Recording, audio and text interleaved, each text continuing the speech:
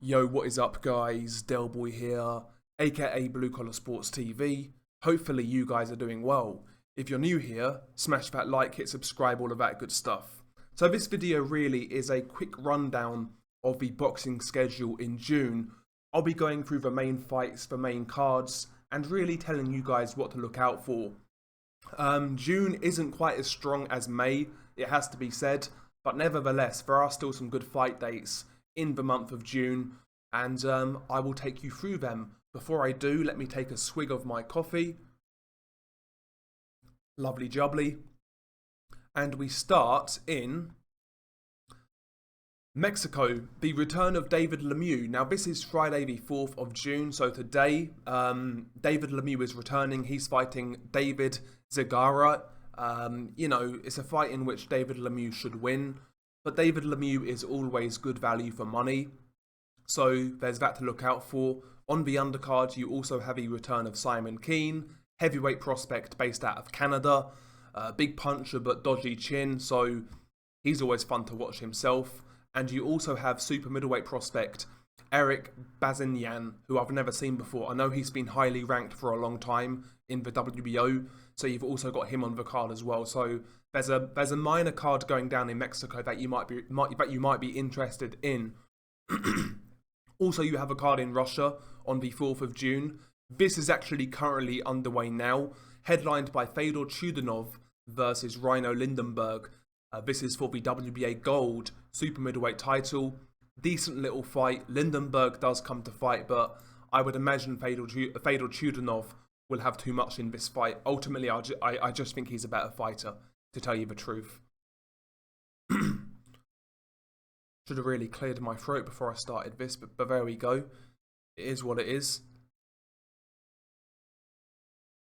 Saturday the 5th of June, we have the return of heavyweight contender Ajit Kabayel. Takes place in Germany. He's fighting Kevin Johnson, Kevin Safety Pin Johnson. This is just a comeback fight, a stay busy fight for Ajit Kabayel.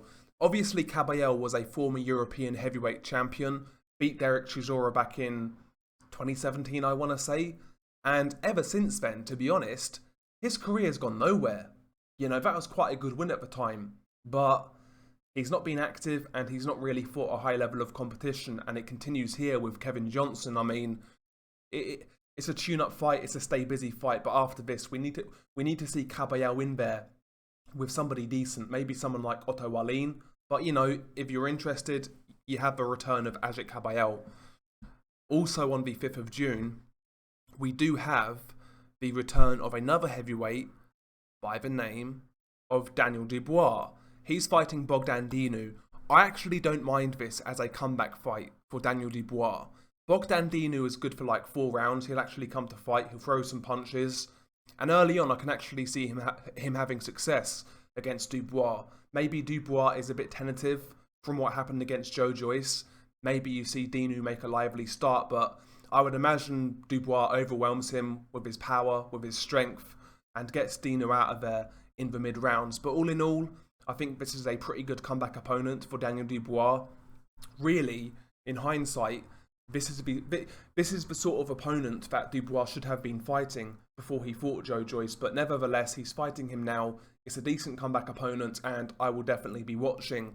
And by the way, the only negative, in my opinion, is that the vacant WBA interim heavyweight title will be on the line. So, how Dubois is getting that shot, I've got no idea. It's boxing, it is what it is.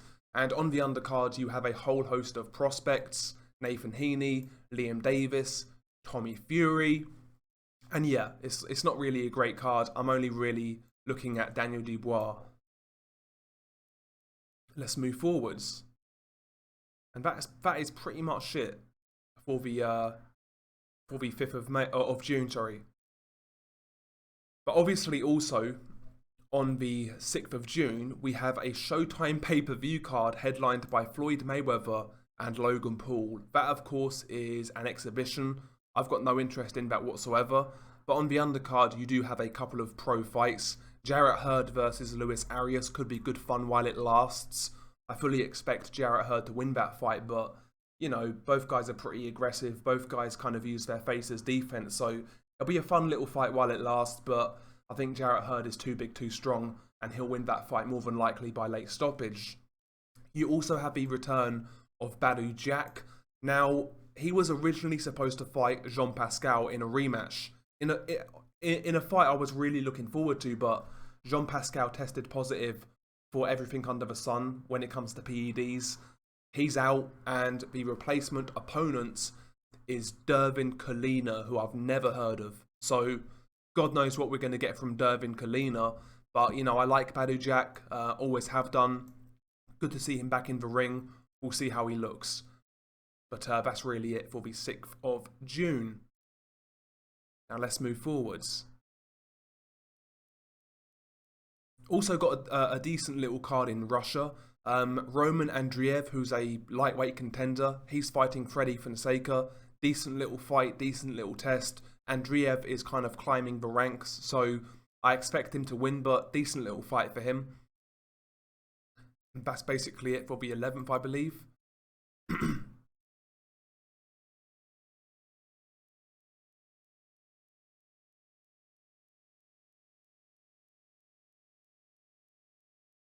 Okay, you've got a card in Ukraine on the 12th of June.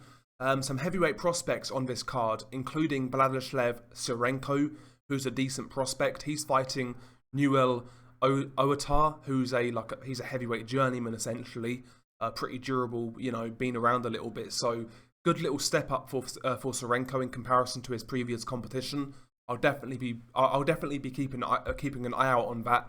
You've also got the return of Alexander Teslenko, who was highly hyped at one point, but he recently got knocked out by Sean Del Toro Winters, so he's got a lot to come back from. And you've got a whole host of other heavyweight prospects, as you can see. Igor Plevarko, you know, there's a few there. And also on the 12th of June, it marks the last ever fight date from Matchroom on Sky Sports. Lewis Ritson is fighting Jeremias Nicolas Ponce, who is from Argentina.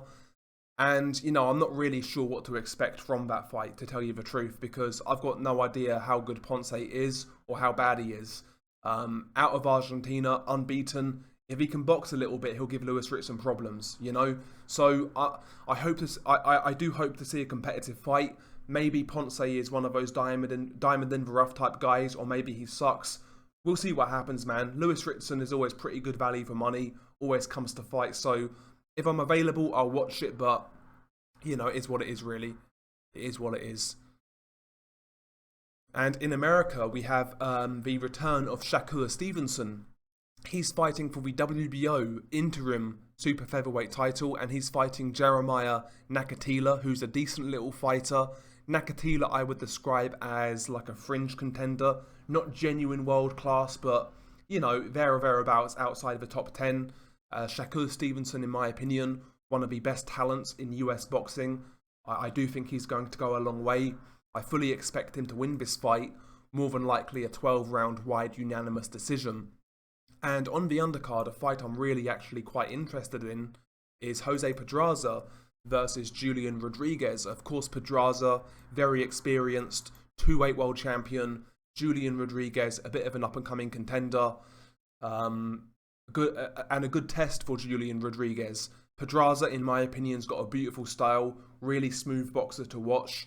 Rodriguez, a bit more aggressive, so put those two styles together. I think it will make for a good fight.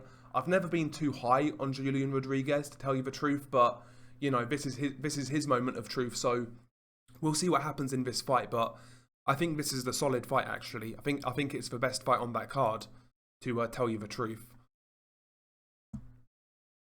And we now move on to the Wednesday the 16th of June. We do actually have Justice Huni back in the ring, a real good prospect based out of Australia in the heavyweight division. He's fighting Paul Gallen, another unbeaten heavyweight. Paul Gallen was a former rugby player, so make of that what you will. But he's unbeaten, coming off a win over Lucas Brown. Paul Gallen, so I guess it's a step in the right direction for Justice Huni. I like the fact that Huni's been quite active since he's turned pro. And all in all, I think he's a good heavyweight prospect.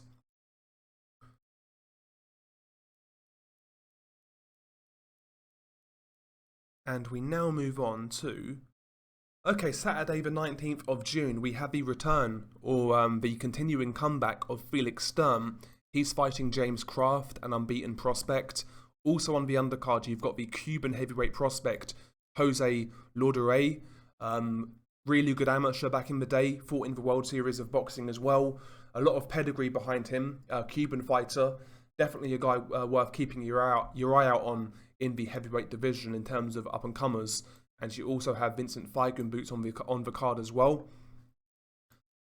Also on the 19th of June, we have a card in Mexico. Julio Cesar Chavez Jr. versus Anderson Silva, the former MMA fighter, believe it or not. So you've got that to look forward to, a bit of a freak show.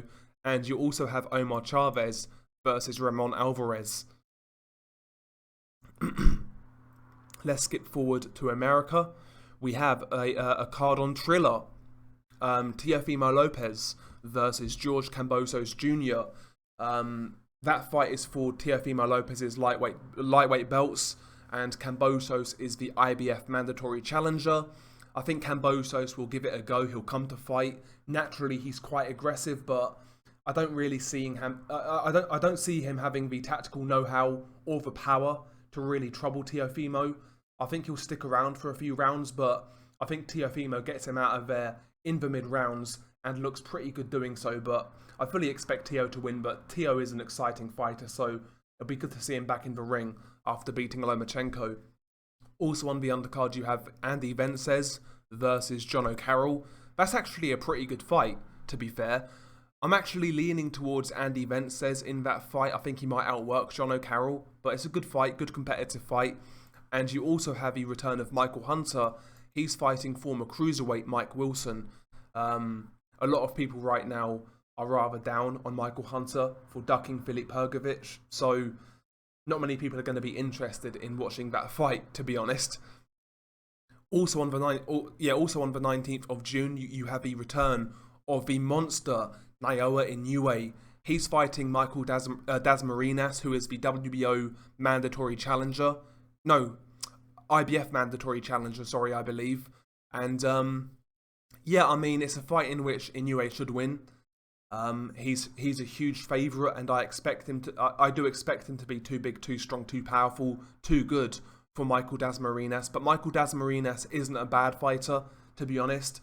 Best win, I would say, was when he knocked out Karim Gurfi in the 4th round. Gurfi back in the day was a good European level fighter, and Dasmariñas knocked him out quite easily. So, I mean, it's a mandatory defence. Not really the fight we want to see, but it's good to see Inoue back in action. You know, he is must-watch TV, Naoya Inoue, so good to see him back. Good to see him back, no doubt about it. Also on the 19th of June, we have the return of Jermall Charlo. This is on Showtime, I believe, yep. And he is fighting Juan Macias Montiel. Jermall Charlo is defending his WBC middleweight title. Disappointing fight, you know? Disappointing fight. I mean, after Jermall Charlo beat Sergey Derevyanchenko, I really wanted him to build on that, you know, and fight another top guy. That was a good win, a step in the right direction, but, you know, he's taken several steps back in fighting Montiel. I mean, Montiel, his best win is over a shot James Kirkland, and that's really all he's done. I mean, look at his resume. Knocked out by the likes of Jaime Munguia, losing decisions to Johnny, Freddy, Navarrete Montano, whoever that is. I mean, listen, man, it's a poor fight. It's a really, really, really poor fight. Jermall Charlo's going to knock out Montiel in quick fashion. And yeah, very disappointing. But the undercard is half decent. Angelo Leo versus Aaron Almeida is a really good fight. Angelo Leo, of course, a former WBO super bantamweight champion. He recently lost that belt to Stephen Fulton in a pretty good fight. And Aaron Almeida recently fought Luis Neri in a real close fight in which he lost. So I think these two guys are actually quite evenly matched, and I expect this one to be competitive. Looking forward to it, good fight. You've also got Isaac Cruz. He's fighting Francisco Vargas. It's going to be fun while it lasts, but I think Isaac Cruz is just too fresh for Francisco Vargas. And also you've got Quadratilo Abdukakarov. He's fighting Cesar Miguel Barnuevo. I expect Abdukakarov to win that fight, but Barnuevo can punch a bit, so that could be interesting as well. So the undercard is actually pretty good, to be honest, but the main event is pants. Garbage, man. Garbage main event. Now let's move on. Let's move on.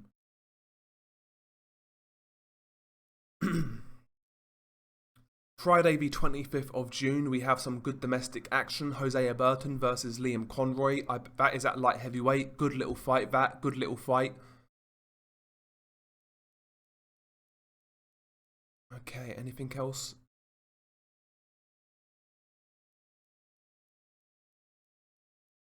I'm sure there's one more big card. Here we go, yeah. Okay, 26th of June, Showtime pay-per-view in the US. Mario Barrios versus Gervonta Davis for the WBA super lightweight title, the regular title that is. I mean, listen, from a US perspective, I wouldn't pay for this, to be honest, but from a UK perspective, as somebody who doesn't have to pay for it, I actually quite like this fight, to be honest. I mean, listen, I understand people see it as cherry picking. Mario Barrios is not like a top 5 super lightweight, there's no doubt about it, but I look at it this way. I personally believe that Gervonta Davis would get squashed against the elite level guys at 140. We're talking about guys like Josh Taylor, Regis Prograis, Jose Ramirez. I think these guys squash Tank Davis. Is Tank Davis good enough to beat a fringe top 10 level guy like Mario Barrios at 140? I'm not entirely convinced. I think it's a competitive fight. Mario Barrios does hit quite hard. He does the basics pretty well, good straight punches, and he's very tall, he's very long, significantly taller and longer than Tank Davis. I don't mind this fight. I think it's a pretty good fight, man. I'm looking forward to it, so I've got no problem with this fight. A lot of people do, but I quite like it, man. I quite like that fight. You've also got a great co-main event. This is a great fight.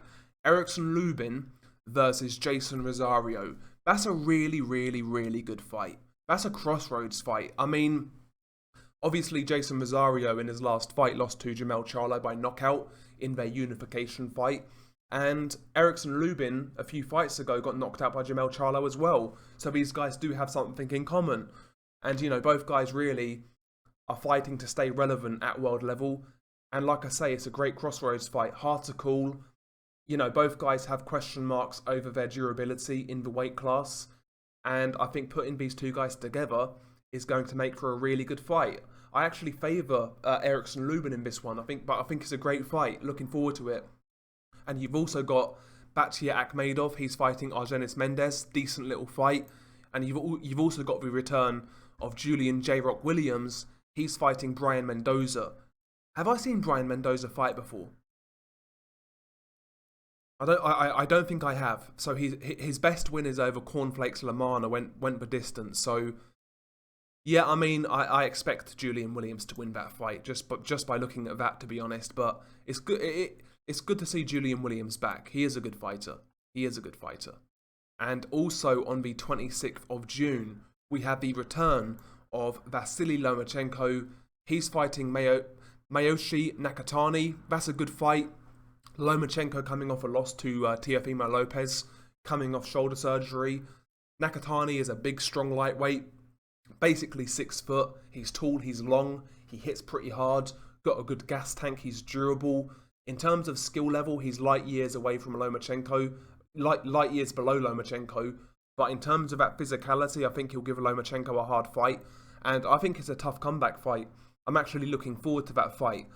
I think that fight could tell us a lot about what Lomachenko has left, so I'm looking forward to it. I think it'll be a competitive fight.